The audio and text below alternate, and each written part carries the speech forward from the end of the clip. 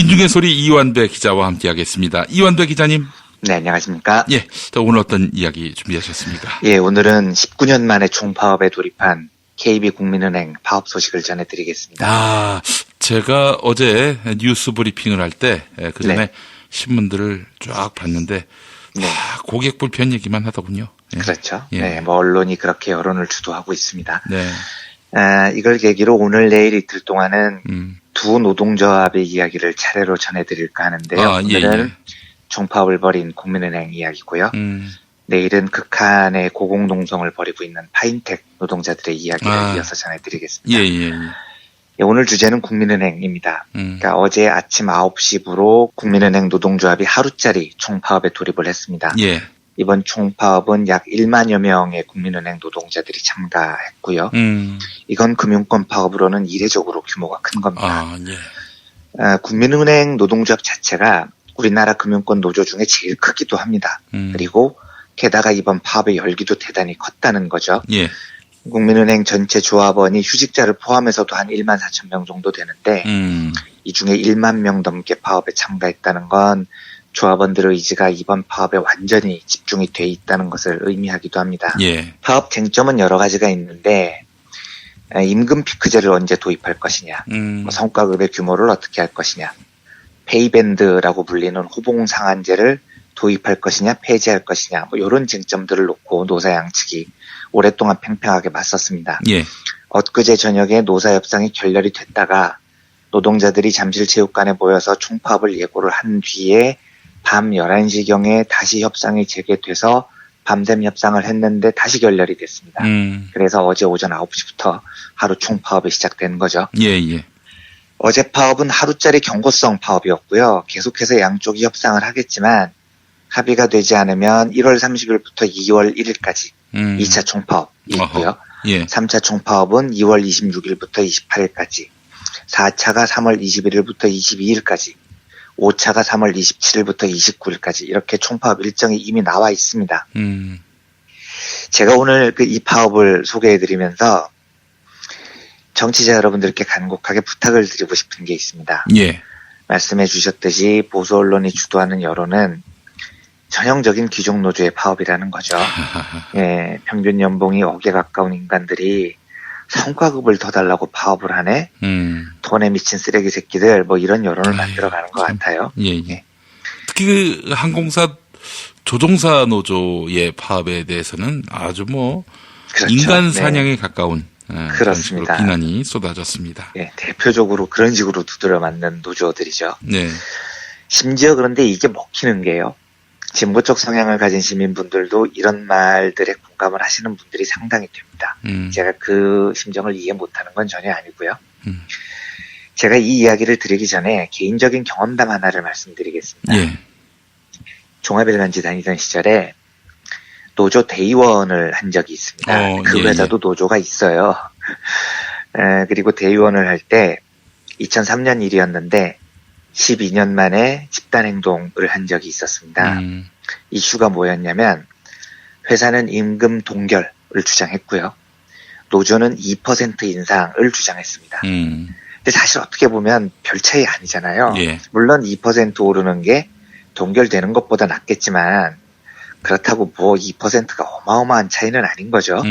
그런데 노조는 이 대립을 투쟁으로 몰고 가기로 작정을 합니다. 저도 대의원이었기 때문에 당시 상황이 정확하게 기억나는데 위원장이 굉장히 결연했고요. 대의원들도 위원장의 결연함을 믿고 함께 투쟁을 하자고 결의를 모았던 겁니다. 예. 근데 대단한 투쟁을 한 건 아니고 위원장과 부위원장 그리고 대의원 한 3명 정도가 엘리베이터 앞에서 피켓을 들고 고성방가를 한 거죠. 구호를 외친 겁니다. 그리고 한 10일 정도 철야 농성을 했습니다. 그러니까 진짜로 세게 싸우는 노조에서 보기에는 투쟁이 좀 하찮죠. 그런데 우리한테는 굉장히 의미가 큰 투쟁이었습니다. 12년 만에 노조가 회사와 싸운다라는 개념을 정립을 한 투쟁이었으니까요. 이게 결말이 어떻게 나냐면 임금은 안 올랐고요. 대신 연말에 100% 상여금을 주겠다라는 타협안을 회사가 들고 옵니다. 그래서 위원장이 이 타협안을 대의원 투표에 붙였는데 저는 반대했습니다. 그런데 투표 결과 아슬아슬하게 58% 찬성으로 타결이 됩니다. 그래서 12년 만에 벌어졌던 투쟁이 그렇게 마무리가 됐습니다. 예. 당시 언론계에서 이 투쟁에 대해서 말들이 참 많았습니다. 분위기는 쟤들 왜 저러냐 도대체. 아니 저게 2%가 저렇게 시끄럽게 싸울 일이냐. 그리고 그렇게 싸워서 얻은 게 고작 상여금 100%냐. 이런 분위기였습니다. 또한 분위기는 아니 저 새끼들 돈 많이 받잖아. 조선중앙 다음으로 많이 받는 새끼들이 뭘 연봉 가지고 지랄이야. 이런 분위기도 있었어요. 아. 여기에 근데 대해서 어떻습니까? 그때도 동아일보는 큰 노조, 네. 대기업 노조의 파업에 대해서 황제 파업이다. 뭐 이런 식으로 보도하지 않았나요? 그럼요. 당연히 예. 그때도 그랬었죠. 보수적인 논조를 계속 유지를 했었죠. 예, 예. 그러니까 더더욱 이제 세간의 시선이 따가운 겁니다. 신문으로는 노조를 조지면서 지들은 2%더 받겠다고 지랄을 하네 뭐 이런 분위기가 있었던 거예요. 예, 예. 그런데 당시 언론노조가 발행하는 소식지가 있습니다. 여기 기사를 읽어드리겠습니다. 예, 예. 이 기사가 유일하게 저희들이 했던 투쟁을 정확하게 취재를 해서 한 보도였거든요. 언론 노보였나 보죠? 네, 그렇습니다. 예. 읽어보겠습니다. 네. 동아일보 노조는 지난 17일과 18일 이틀 동안 조합원 찬반 투표까지 거쳐 결국 58%의 찬성으로 연말 특별상여금 100%를 내놓은 회사 측의 안을 받아들이기로 결정했다. 결과에 대해서도 언론계의 반응은 차가웠다. 그러나 동아일보 노조의 이번 임금 협상 과정은 그 시사하는 바가 만만치 않았다. 돈의 무게를 따지기에 앞서 와해 상태였던 노조 조직 복원에 기틀이 마련됐기 때문이다. 실제로 동아일보 노조가 지난 5일부터 13일까지 자사 로비에서 벌인 철야 농성은 지난 91년 파업 이후 12년 만의 집단 행동이라는 점에서 눈길을 끌었다. 한 조합원은 공보위를 통해 회사의 논조에 문제를 제기해 나가면서 한편으로는 공채, 경력 입사자들의 기수 찾아주기 운동 등을 벌이며 일체감을 심어온 곳이 이번 임협 과정에서 모든 조합원을 하나로 뭉칠 수 있도록 분위기를 조성해 주었다며 노조를 중심으로 회사를 바꿔나갈 수 있다는 자신감을 얻게 된 것은 무엇과도 바꿀 수 없는 소중한 경험으로 남을 것이라고 평가했다. 예. 윤영찬 노조위원장은 우선 노조 내부의 문제를 해결하지 않고는 어떤 일도 불가능하다는 생각에 꾸준히 조합원들의 단합을 다져온 곳이 서서히 효과가 나타나고 있는 것으로 보인다며 노조가 앞으로 구성원들의 합리적인 목소리를 규합해 이를 다시 회사 측에 요구하는 구조를 복원하게 된다면 동아일보의 미래 또한 밝아지지 않겠느냐고 말했다. 이렇게 돼 있습니다. 그 윤영찬 노조 위원장은 우리가 알고 있는 그 윤영찬 그렇죠? 위원장입니까? 그렇습니다. 사실 이거야말로 단편적으로 팩트만 전달을 하면요. 기사로는 노조를 조지는 주제에 2%더 받으려고 땡깡 부린다. 귀족 노조의 땡깡이다. 이렇게 볼만한 싸움이었죠. 사실 당시 동아일보는 언론계에서 돈도 꽤 많이 받는 편이었어요. 2003년이니까 논조는 뭐 개판이었죠. 진보 진영이 보기에 이 언론은 쓰레기였던 겁니다. 그런데 그 쓰레기 언론 기자들이 임금 2% 올려달라고 지랄을 하는 거니까요. 요 보도를 2019년 1월 오늘날 청취자분들께서 접하신다면 느낌이 어떠실 것 같습니까? 이것도 진짜 지랄들 하고 있네 이런 생각이 먼저 드실 것 같습니다. 하지만 아까 읽어드린 소식지에도 나왔듯이 이 싸움은 노조를 복원하자는 그리고 어떤 형식으로건 사측과 투쟁을 시작하자는 동아일보 민주파들의 열망 뭐 이런 게 담겼던 싸움이었습니다. 그리고 사실 저 싸움은 오랜 준비를 거친 끝에 나온 싸움이었던 거죠. 예. 밖에서 보기엔 아무것도 아니었겠지만 안에서는 꾸준히 민주파들이 어떻게 해서든지 회사와 균열점을 찾아내고 싸움의 동력을 마련하기 위해서 공보위로도 논조로 계속 문제 제기를 하고 뭐 기수별 회의도 조직하고 이러면서 준비를 해왔던 겁니다. 우리로서는 절박했던 겁니다. 밖에서 보기엔 아무것도 아니었지만요. 예. 지금 말씀해 주셨듯이 기사 말미에 나오지만 당시 노조위원장이 윤영찬 현 청와대 국민소통수석이었습니다. 곧 사임을 하시고 청와대를 나오시겠지만요. 예. 그리고 당시 윤영찬 선배는 동아일보 민주파의 명실상부한 수장이었습니다. 그때 그 집단행동을 하기 전에 윤 선배와 상의를 쭉 했기 때문에 제가 그 상황을 잘 기억하는데요. 투쟁 결정을 하기 전에 술을 같이 한잔했습니다. 근데 제가 그때 웃으면서 그렇게 이야기했어요. 선배, 각오는 돼 있겠죠? 선배가 기자로서 동아일보 논조를 바꾸자라고 이야기하는 것과 노조위원장으로서 집단 행동을 조직하고 13년 만에 공식 투쟁을 결의하는 건 완전히 다른 문제입니다. 요거 결정하는 순간 선배 인생은 엿되는 겁니다. 돌이킬 수 없어요. 쉽게 말하면 선배는 절대로 이 회사에서 정치부장이 못 되는 겁니다. 알고는 하는 거죠. 제가 물어봤어요. 예, 예. 그랬더니 윤 선배가 피식 웃으면서 야, 이 새끼야, 그러면 내가 이거 안 하면 정치부장이 되냐? 이러시더라고요. 그래서 제가 그건 아니지. 그건 아니야. 선배, 내가 보기에 그거는 요거 안 해도 윤 선배가 정치부장이 될 가능성은 0%예요. 하고 저도 웃었습니다. 예. 그러니까 윤 선배가 봐라 새끼야, 어차피 버린 몸인데 야, 고 하자 이러시더라고요. 예. 그분 굉장히 온화해 보여서 네. 뭐 그런 일을 하셨을까도 싶었는데 와. 성격은 온화하지만 예. 명실상부한 민주파의 수장이었습니다. 그리고 그렇군요. 싸움을 하기로 마음 먹었는데 물러서는 법이 없으셨죠. 그러니까 후배들이 그만큼 신뢰를 했었던 겁니다. 그럼요. 예, 네. 예, 예. 저도 그 철야농성에 열흘 넘게 하루도 안 빠지고 참여를 했는데요. 제가 이거 두 가지는 분명히 말씀드릴 수 있습니다. 밖에서 보기에는 아무것도 아닌 투쟁이고 귀족노조의 땡깡으로 보였겠지만 그 투쟁은 동아일보가 갖고 있었던 오랜 모순 부조리에 대한 저항이었고 미래의 방향성에 대한 숱한 고민들의 응축이 있었습니다. 하나 더요. 그 싸움은 윤영찬 위원장이 노조위원장이 아니었다면 절대 할 수 없었던 싸움입니다. 노조에 단결된 투쟁이라는 건 집행부에 대한 신뢰가 없으면 맞습니다. 이루어지지 않습니다. 저도 그걸 절감했어요. 예. 그렇죠. 네. 윤영찬이었기 때문에 조합원들이 그 사람의 진실을 믿은 겁니다. 그래서 기꺼이 그 싸움을 할 수 있었던 거죠.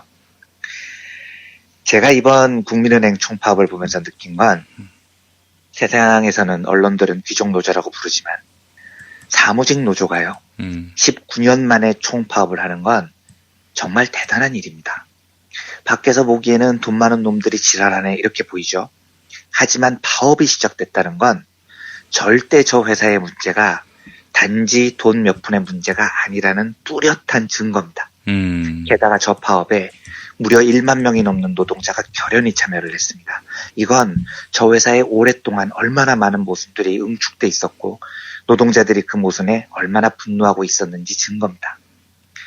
저 정도 규모의 총파업을 하려면 그리고요. 집행부는 목숨을 걸어야 됩니다.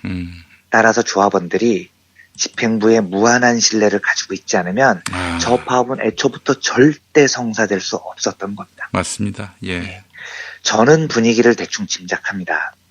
KB국민은행, KB금융지주 경영진 진짜 개판이거든요. 윤종규 지주회장이요.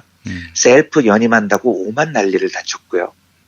지금 박홍배 노조위원장 당선되는 거 막겠다고 노조 선거에 불법 개입하고 가관도 아니었습니다. 박근혜가 성과연봉제 도입한다고 했을 때 모든 시중은행 중에 제일 티나게 쌍수 들고 나서서 그거 도입한다고 난리를 쳤고요. 박근혜가 탄핵되면서 다른 은행들이 눈치 보고 살짝 발을 빼는데도 끝까지 거기 붙어서 성과연봉제 고수한 곳이 여기입니다. 윤종규 회장은 게다가 자기 증손녀를 불법으로 채용했다는 채용비리 의혹까지 불거졌습니다. 그러니까 이 회사에, 이 회사에는 이런 모순들이 진짜 오래 누적되어 온 겁니다. 그리고 놀랍게도요, 우리가 귀족이라고 생각하는 이 회사 노동자들, 작년에만 10명이 죽었습니다. 죽었어요? 네, 업무 스트레스로 인한 자살도 있었고요. 예. 과로로 인한 뇌출혈도 있었습니다. 여기도요, 사람이 살고 있는 곳이고, 사람이 죽기도 합니다. 저는 국민은행 노조에 대한 평판을 듣습니다. 우리는 선입견으로 귀족노조다, 밥그릇 챙기는데 신경도 안 쓴다, 이기적이다 이렇게 생각하죠. 물론 실제로 대형 노조 중에 그런 노조도 있기는 있습니다. 하지만 제가 알기로 국민은행 노조는 그런 곳이 아닙니다. 노조가 그런 이기적인 조직이라면 장담하는데 총파업이 19년 만에 절대 될 리가 없습니다. 왜냐고요? 조선일보나 중앙일보 노조가 총파업하는 거 봤습니까? 자기 밥그릇 챙기는데 몰두하는 노조는요. 조합원들도 자기 밥그릇 외에 관심이 없는 겁니다. 예, 그런데 총파업이라는 건 참가하는 자체로 엄청난 인사상 불이익을 감수해야 됩니다. 이번에 국민은행도 그 지랄을 했던데 파업에 참가하면 인사기록에 남긴다? 이걸 공식적으로 협박을 하더라고요. 그러면 이런 협박을 받는데 사무직들이 내 밥그릇만 챙기는 사람이라면 절대 절대 파업에 참가 못합니다. 나는 파업 참가 안 하고 남들이 대신해 주기만 바라죠. 그런데 이곳 노동자들은 무려 1만 명이 넘는 사람들이 결연히 파업에 참여를 했다고요. 그리고 아까도 말씀드렸지만 이 정도 규모의 파업은 집행부에 대한 무한 신뢰가 없으면 불가능합니다. 이 말은 지금 국민은행 노조가 조합원들로부터 뜨거운 신뢰를 받는 훌륭한 노조라는 이야기입니다. 이 기자님 알겠는데요. 결국 월급 올리자는 이야기잖아요. 그거 동조해주면 그 사람들이 나중에 사회적 약자들 투쟁하는데 연대한대요? 이렇게 물으실 수 있을 것 같아요. 저는 국민은행 노조가 금융노조의 맏형으로서 사회적 연대에 매우 적극적으로 나설 것이라고 확신합니다. 하지만 만에 하나 앞으로 그렇지 않은 모습을 보이면 제가 오늘 방송한 것 반성하고요. 제일 먼저 제가 국민은행 노조를 심하게 질타하겠습니다. 그런데 저는 진짜 믿어요. 제가 들은 바로는 국민은행 노조는 사회적 약자와 손을 잡는 일에 주저하지 않을 용기와 연대의 의식을 가진 노조입니다. 그래서 청취자분들께 부탁을 드립니다. 이 노조의 19년 만의 총파업에 부디 우리 시민사회가 따뜻한 연대의 응원을 보내주셨으면 좋겠습니다. 이건 우리의 동지들을 만드는 일이기도 합니다. 시민사회가 이번 총파업에 대해서 귀족노조 새끼들 뻘짓하는 거야 이런 시선을 보이면 이 싸움은 집니다. 반대로 우리가 따뜻한 응원과 연대를 보내면 이 연대가 사회적 연대의 출발이라고 믿고 응원하면 이 싸움은 이길 수 있습니다.